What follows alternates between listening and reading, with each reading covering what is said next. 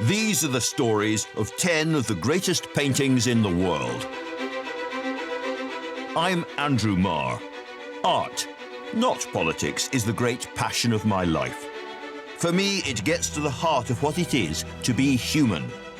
In galleries across the globe, there are great paintings, works made with almost supernatural skill, fierce passion, and extraordinary brain power.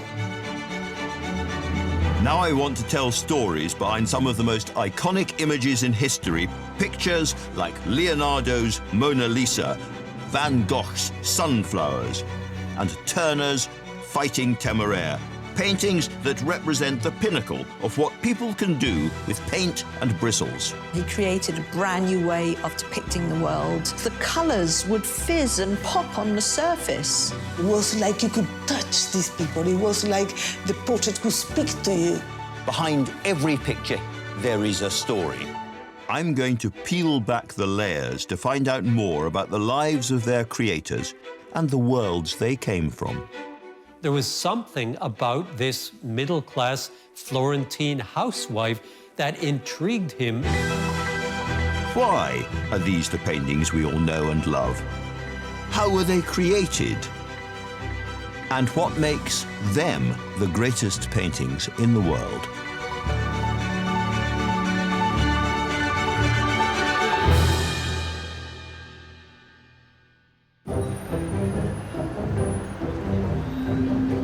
Here we are in the centre of London, just north of Trafalgar Square, in the National Gallery, one of the great glories of British cultural life, and home to more than 2,000 of the world's finest paintings. Most of the paintings here have come from thousands of miles away, from Italian hill towns, Europe's major cities, and Britain's rural counties. The men and women who created them could never have guessed they'd end up here. But there's one painting hanging in the National Gallery specifically designed for these walls, even if the painter concerned couldn't bear to let it out of his sight during his lifetime. It is, of course, the Fighting Temeraire. It's a haunting image. To the backdrop of a pink, grey, orange sunset chugs a small dark steamer, pulling a shimmering, pale sailing ship. This is a painting that has captured the imagination of generation after generation.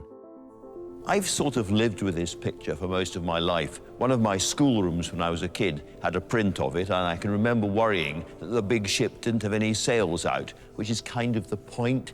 I was a little bit thick. Some of you will have done jigsaws of the Fighting Temeraire, others will have eaten biscuits out of tins with the Temeraire on the lid. It's everywhere. But why? What is it about this painting that resonates even now? Well, for starters, it was made by a man that many see as Britain's finest ever artist, Joseph Mallard William Turner.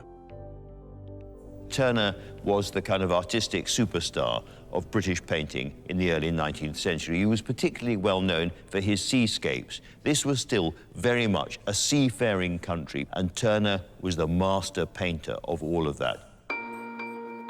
Time and time again, Turner relished saltwater drama, the storms, the heart-stopping moments of wreckage and loss. So why was it this calm, limpid seascape, silent, melancholy, that meant so much to him? So the story of the picture is very, very simple and straightforward. The Temeraire, which had fought with Nelson at Trafalgar, is finally being tugged away to a shipbreaker's yard on the Thames, and she's being taken there by one of the newfangled steam paddleboat tugs that were on the Thames at the time. Turner brought his canvas to life with a flurry of confident brushwork, bold strokes of his palette knife, and even the press of his thumb. Now, these are pretty intimidating walls for any painting to hold its own. Turner's Temeraire is hemmed in on all sides by the greatest works of the greatest painters in the Western canon.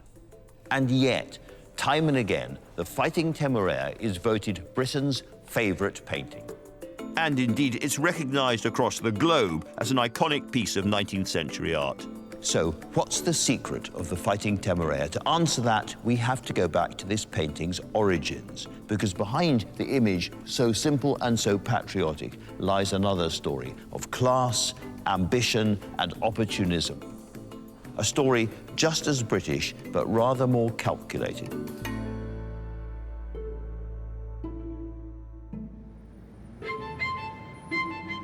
The story of this painting and the artist who created it may begin just a few hundred yards away from the National Gallery, but a world away from the grand institutions of the high and mighty.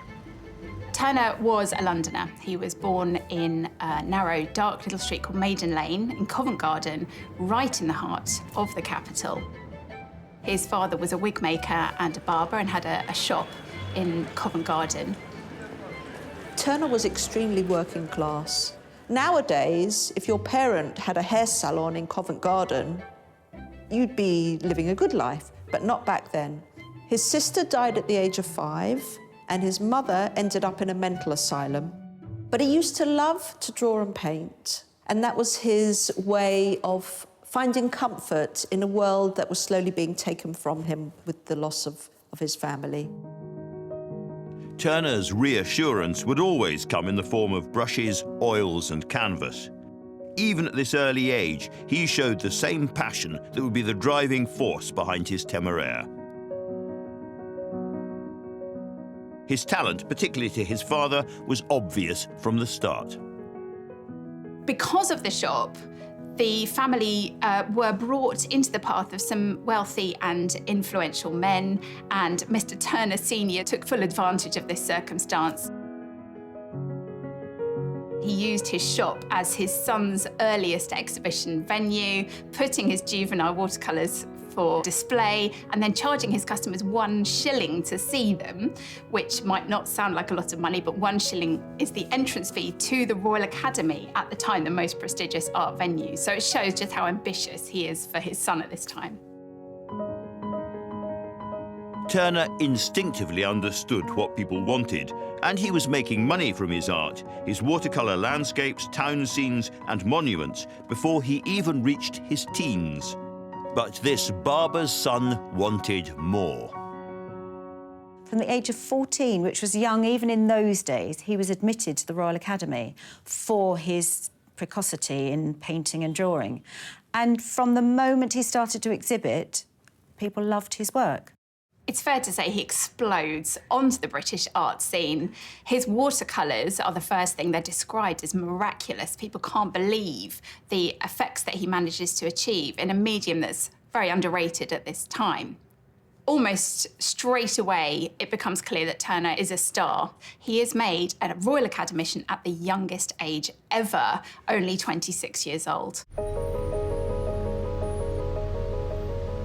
Right from the beginning, Turner would draw and paint what he knew best. And he was really a child of the Thames. He was born just a stone's throw from the river, and all his life he was obsessed by water. Calm water, dangerous, stormy water, boats, ships, and the British all afloat. This was an artist determined to render the world he was living in, the here and now, directly onto his canvas. Turner was inspired by almost everything around him. And the work he made was different. It was wilder, brighter, more expressive, somehow more urgent. He was pushing the boundaries of what could be done with oil and pigment, and it was making him rich. But although Turner had enjoyed his first delicious taste of acclaim and earned enough money to lift him and his father far from their shop, he wanted much more. He wanted, and which serious artist doesn't, a legacy. He wanted paintings which would live long after he had died.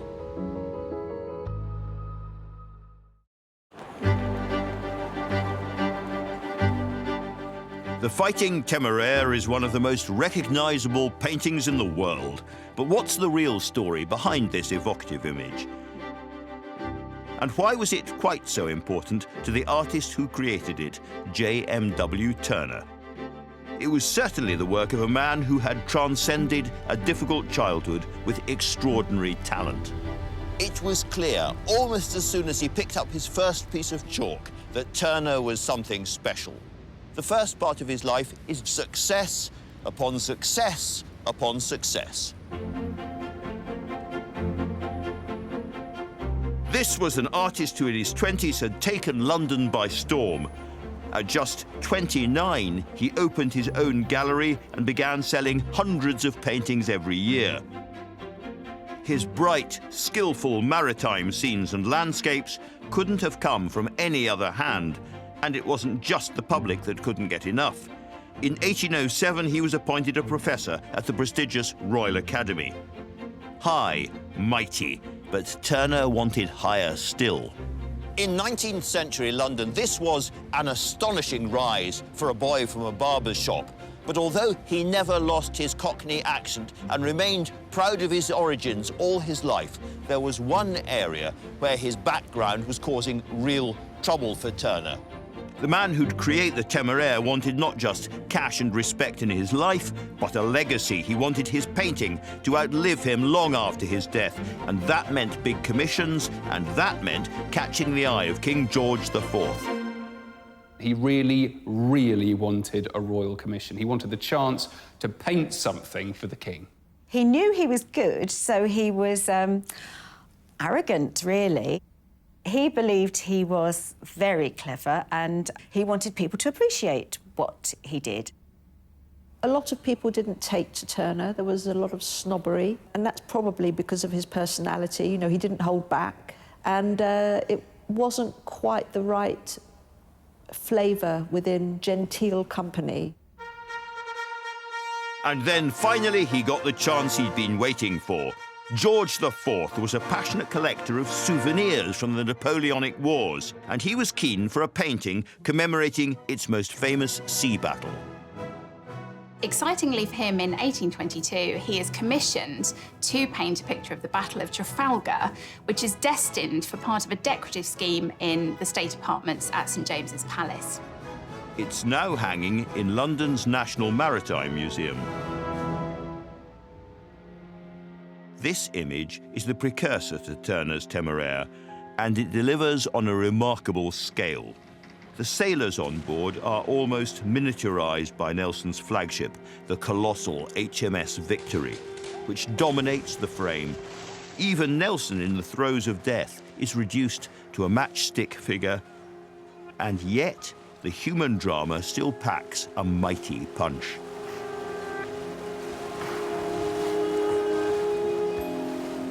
For the senior curator here at Greenwich, Quintin Colville, it takes pride of place at his museum. What you can see here is the height of the Battle of Trafalgar. Nelson's flagship, HMS Victory, is in the foreground, dominating the scene.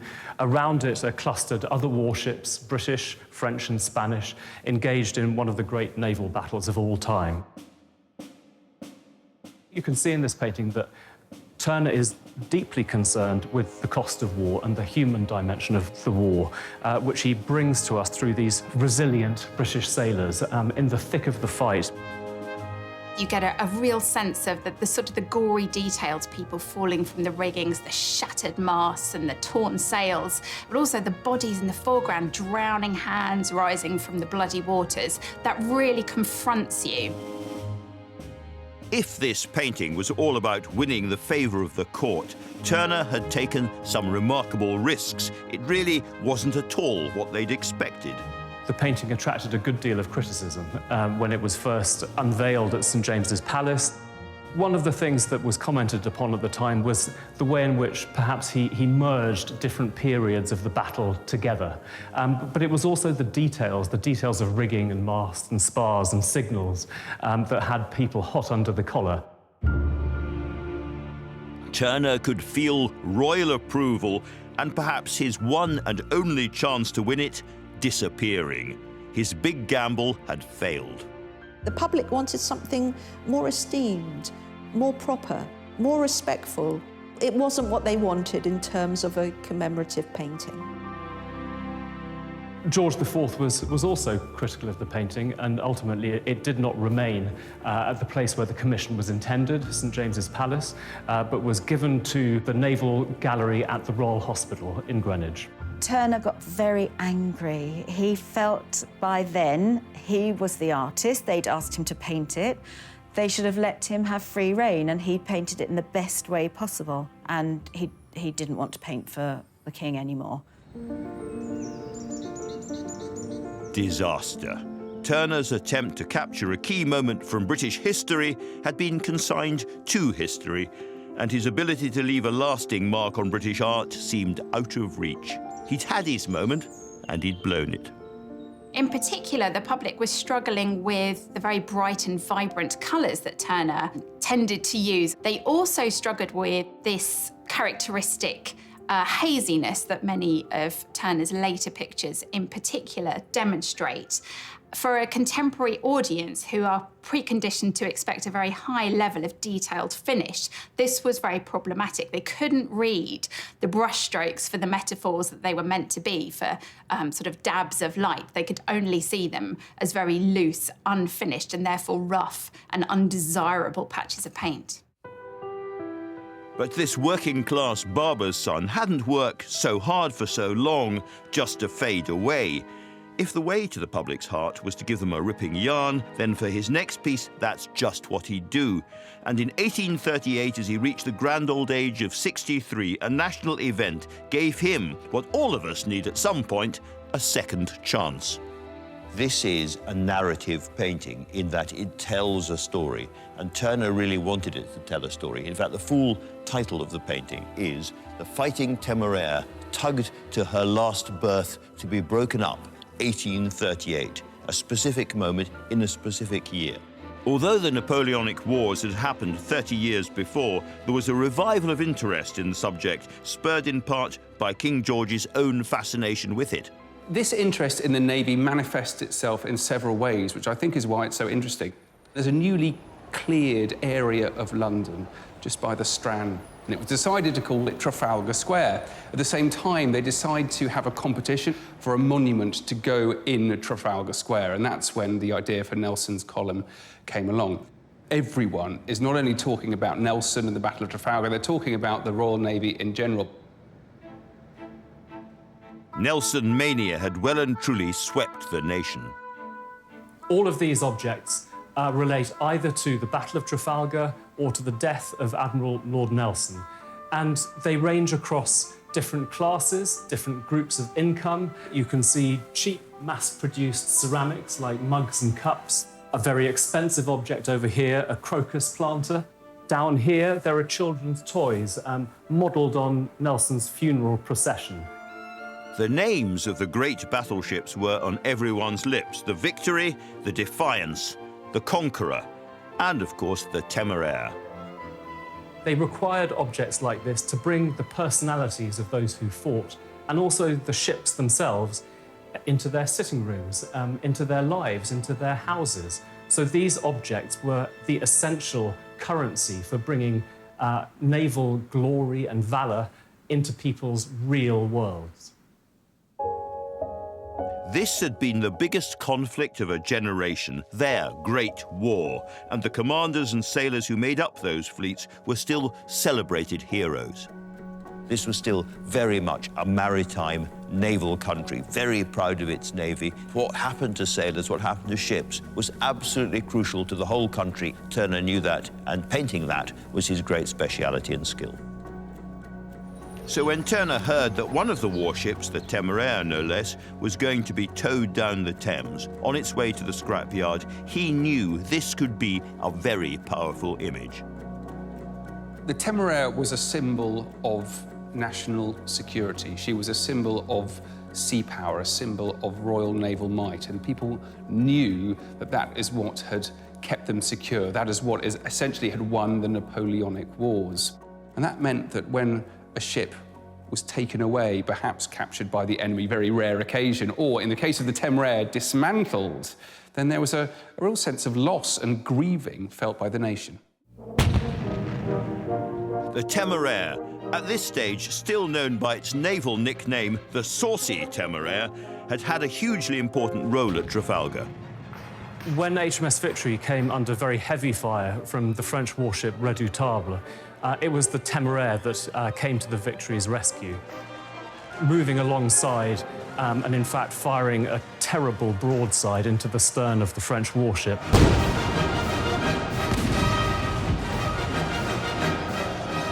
She has then rescued Nelson from losing his ship, and then he has captured another ship, and this is all within the first hour or so of the battle. And it's that story of her which is the basis of her fame.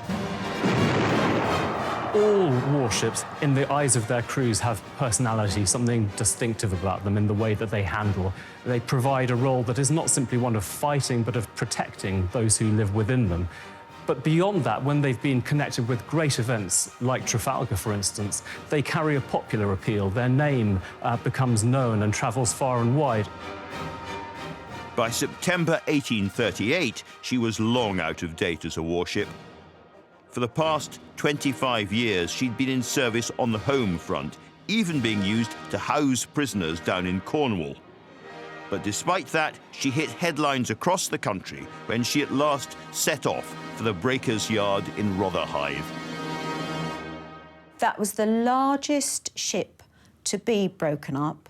It was taken the furthest along the Thames of any of the warships left over from the Battle of Trafalgar. So it was quite a momentous occasion, and Turner was very good at capturing dramatic moments in the history of his life. The British came and flocked to see this because you were welcoming home heroes. This wasn't just any old ship, this was a hero. It was very important to the British morale. That's what's so clever about Turner painting the Temeraire. He was tapping into the spirit of the country at just the moment when, from out of the brick dust and the squalor, Trafalgar Square was beginning to take shape. So he had the glorious popular subject for his painting. But could he do justice to this opportunity? This was the chance to overcome the disappointments of the last decade and leave a lasting legacy. How could one image convey the immense weight of a nation mourning for an era that was about to end? The Fighting Temeraire is much more than simply an attempt to catch a moment in time. By choosing that subject at that period in history, Turner, a man always with one eye on the public mood, was setting himself up for a win.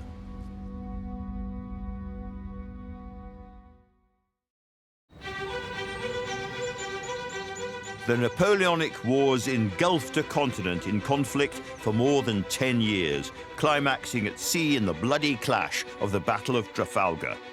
So just over 3 decades later, in 1838, Londoners were fascinated by the fate of the Temeraire, that celebrated old warhorse which had fought valiantly in Lord Nelson's fleet. Hundreds of people flocked to see her final voyage. For most of the population, these warships, these ships that kept them safe at night, they kept the Frenchmen from the door, operated beyond the horizon, often on the other side of the world. And yet here was a chance to actually see one in the flesh. Beautiful wine glass shape of her hull that's all been made by hand by Englishmen in Chatham. So she's a symbol of Britishness, a symbol of British sea power, and she's something to be enjoyed. It was a massive task to break her down. She'd been built from 5,000 oak trees, which left a lot of wood to be reused. It's had a real history. We know that sailors left their marks on the gun decks. They left graffiti all over it. So this was not an inanimate object. This is an object that's been inhabited by hundreds of men for years and years and years. It's something that really just breathes history. It would have been brought for salvage. People wanted souvenirs from it, so the wood would have been used to build houses from it, for example. If you look closely enough, there are still some clues that reveal the eventual fate of the remains of this iconic ship.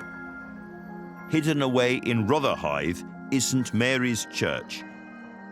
Dating back to 1716, it has a close connection to Britain's seafaring history, and in it are 2 large chairs and 1 altar made from the wood of the broken Temeraire. Father Mark Nichols is the rector here. This was a very busy part of London, connecting with the Empire. The Navy was built nearby, and the idea, I think, that Turner had about the Temeraire was a link with the past and a change into the modern era. And to have these things here really connects us with our local and national history. Sir Henry Newbolt wrote a ballad titled The Fighting Temeraire that said, "She's fading down the river, but in England's song forever." Everyone wanted to have a slice of the legacy of this historic ship. We know that a barometer was made from her wood. We know that a gong stand was made from her wood, a chair, and there's even the story of someone having a wooden leg made out of her wood. And it's nice to think that there are perhaps little pieces of the Temeraire in houses all over London. The nation had woven the legend of the Temeraire into its past, present, and future. The big question was, how would Turner deliver such a weight of emotion on canvas? He was a very, very aggressive and rivalrous painter. He liked to take on his rivals like Constable and the rest of them and show that he was the best. So whenever Turner produced a special picture like this one, he was making a statement. This is going to knock your socks off. All across this canvas, you can see the creative and even experimental techniques Turner applied to his Temeraire. Some parts are painted with minute precision. The detail on the ship, for example, renders every facet of her hull with fine, flickering strokes. While across the sky, he's used much thicker, almost angry slatherings of paint to bring the canvas to dramatic life.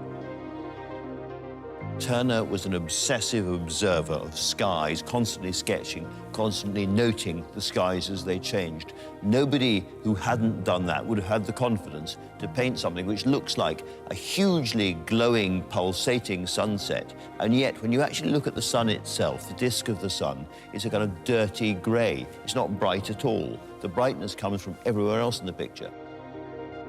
Using a technique called scumbling, Turner was able to infuse his dappled clouds with power and texture.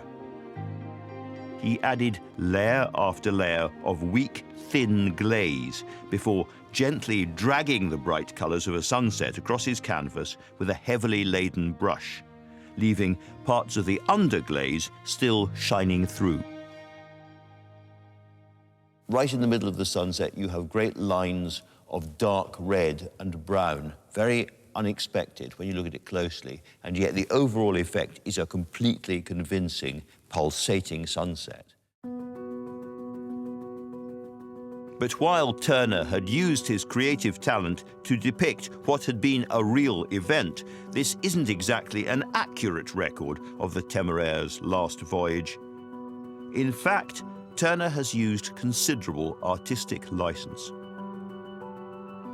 He always claimed that he'd seen the ship going by himself as it was going to be broken up, but that cannot be quite true, or if it is, he's deliberately changed what he remembered, because the real Temeraire at this point would have been a poor old wormy hulk, a great lump of rotting wood, not the beautifully accoutred ship that Turner has painted.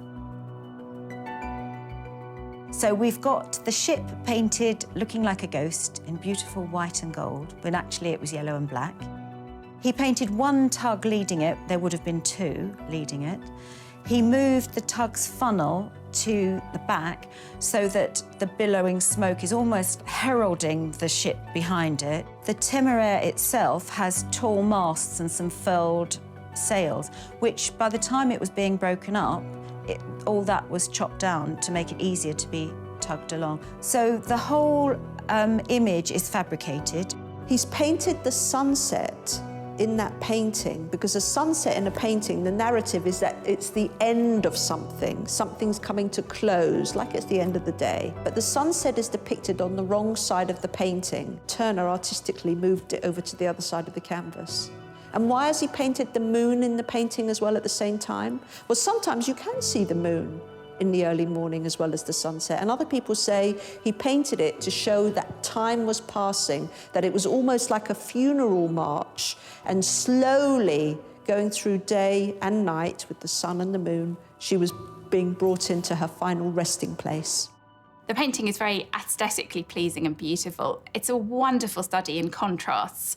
On the one side, you have this beautiful silvery spectral ship illuminated by the moon, very quiet and very understated. And that contrasts beautifully with the explosion of flamboyant, energetic, fiery colour on the other side, the dynamics of the sun rising or setting. But was this the sun's setting on a past era, a Britain before steam?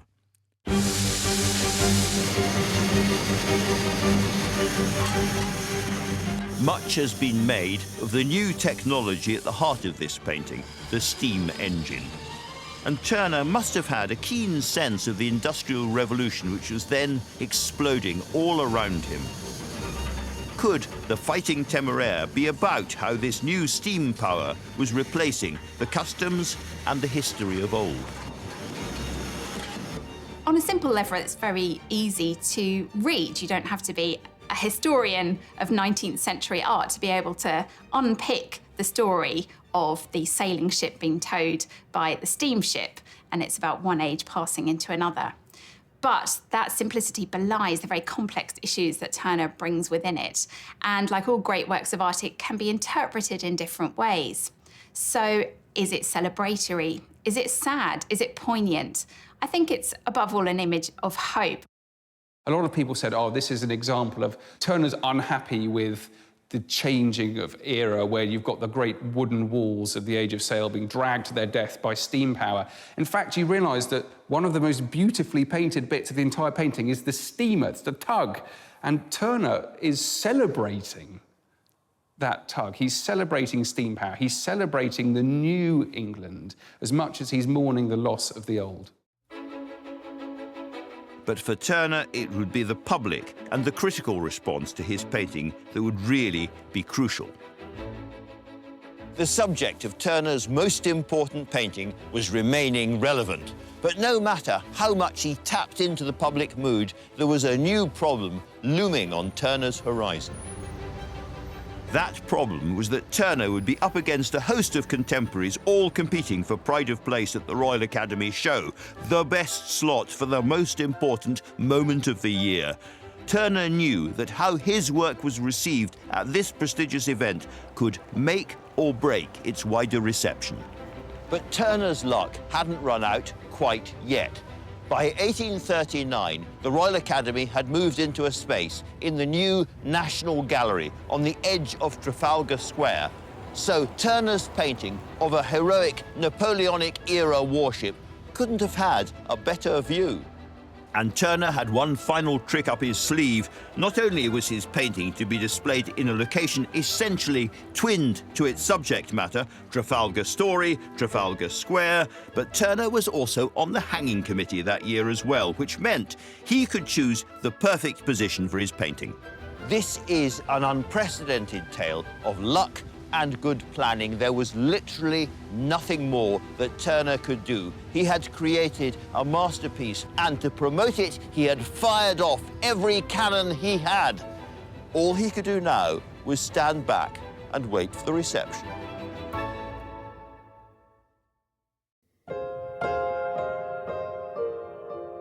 J.M.W. Turner knew that he was painting his masterpiece, the Fighting Temeraire, in the last phase of his artistic life. He was in his mid-60s by the time he'd finished it, and just as the sun was setting in his hard-worked canvas, so it was on his brilliant career. The Royal Academy show could be the last chance to secure his legacy. In 1839, Turner's masterpiece was finally put on display here at the National Gallery in a space reserved for members of the Royal Academy for everyone to see. Alongside it, Turner placed an altered extract from Thomas Campbell's poem, Ye Mariners of England, which read, "The flag which braved the battle and the breeze no longer owns her." It's a combination of perfect factors. Turner's own very specific painterly style, the subject matter that he's best known for, but also this moment in time, the ethos that he's trying to capture. And above all, it is a picture about Britain. You look at the painting and you see a British ship. It's on a British river, the River Thames, the symbol of London. And of course, we also have the other great symbol of the nation at the time, the steamer, part of the age of steam, the Industrial Revolution, of which Britain is a world leader. Things which are important to the national agenda are encapsulated within this picture. But would it be the hit that Turner craved? The answer is an emphatic yes. The Victorian public went crazy for it. Turner's painting was rapturously received. If you read the reviews of his painting, people are realising they're actually seeing something that's never been done before. He's a genius, he's an innovator, and he's creating something fundamentally new. People flocked to see it out of respect, not just to the painting, but to the history and to the members of their family that they'd lost. It was seen as majestic. The Fighting Temeraire is universally beloved, and it's almost as though he's reached the epitome of his career with the Temeraire. It encapsulates all of the things that he's been working towards during his career.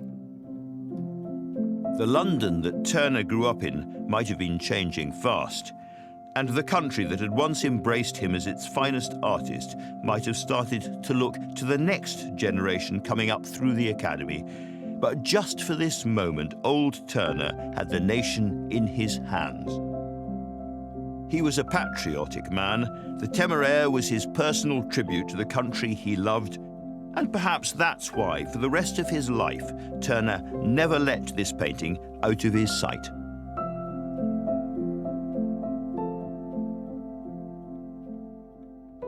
Turner liked it so much, he had a pet name for it. He called it his darling, which I think is really sweet. The love of Turner's life was the Fighting Temeraire. He didn't want to sell it, and when he was offered a cheque for £5,000, he still refused to sell it. It's almost as much as the ship itself was sold for, and Turner turns this amount of money down, and even when he's offered a blank cheque, he still refuses to part with the picture. So clearly he recognises that this is a statement of a great importance for him as an artist. Although Turner remained one of the most famous artists in England until his death, by the late 1830s, a new wave of younger painters were superseding him. And it hurt when his own evolving technique after the Temeraire, his radical old age, went unappreciated. As time went on, he painted fewer details, more impasto, thicker paint, quicker brush marks, more of the atmosphere than the actual place. And quite a few people criticised this. They said, these aren't paintings. And he was angry, he was furious because he knew what he was doing and he was just moving art on. He'd done that at the beginning of his life. He'd painted the detailed works. Now he was painting atmosphere and light. Turner had not devoted his entire life to art just to be forgotten, and towards the end of his life, he made sure that neither he nor his paintings would fade into obscurity. He wanted to leave a legacy for Britain, and he wrote in his will that he wanted all his works kept together and shown together. Turner was obsessed with his legacy, and the last few years of his life, he made absolutely certain that his paintings were in the locations he wanted them to be in, framed in the way he wanted them framed, so they could be appreciated by the public in the way he wanted his paintings to be appreciated. Turner died in his house on the banks of the Thames, the river he'd loved all his life, at the age of 76, on the 19th of December, 1851. Turner's funeral was organised by his fellow academicians. His body lay in state in his gallery, and then it was taken and interred in no less a place than St Paul's Cathedral. I mean, what greater endorsement for national heroism is there? And you can find him there in the crypt today, lying next to Sir Joshua Reynolds, the first president of the Academy, which I think would have pleased Turner greatly, and also not that far from Lord Nelson. They're lying almost side by side, and it wouldn't surprise me if he'd particularly asked for that to happen. His will stipulated that the entire contents of his studio be left to the nation. That's nearly 300 oil paintings and more than 30,000 drawings and sketches, of which the most important is, of course, the Fighting Temeraire. If you go and look at the Fighting Temeraire now in the National Gallery, it's Turner's gift to you from all of those years ago. So it hasn't been kept hidden away in the hands of a private collector. He painted it for the nation, he painted it for us. Turner's name is as secure today as it was back then. If we see a particularly colourful, flamboyant, sun-drenched sky, we call it a Turner sunset, and I think that ties very clearly back to the fame of the Temeraire. We love the Fighting Temeraire because it's a part of our history where we were heroic, where we defeated the enemy. It was not only Turner's darling, it was our darling.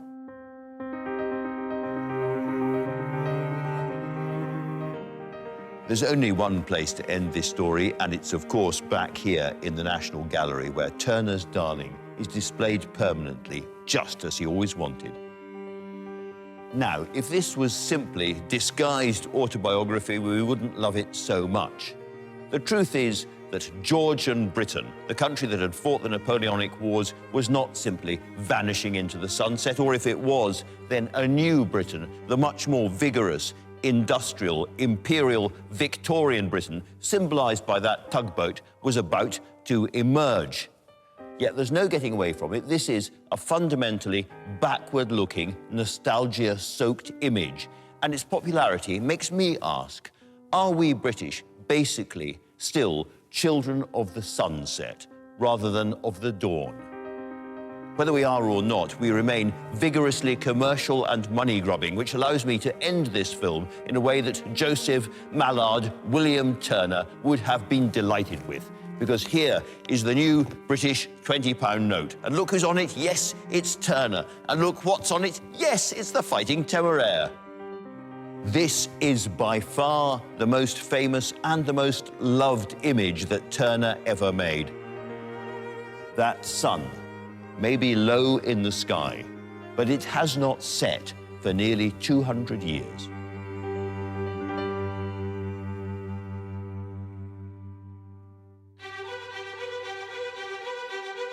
Next time, there are people who think that great art should be like a warm bath.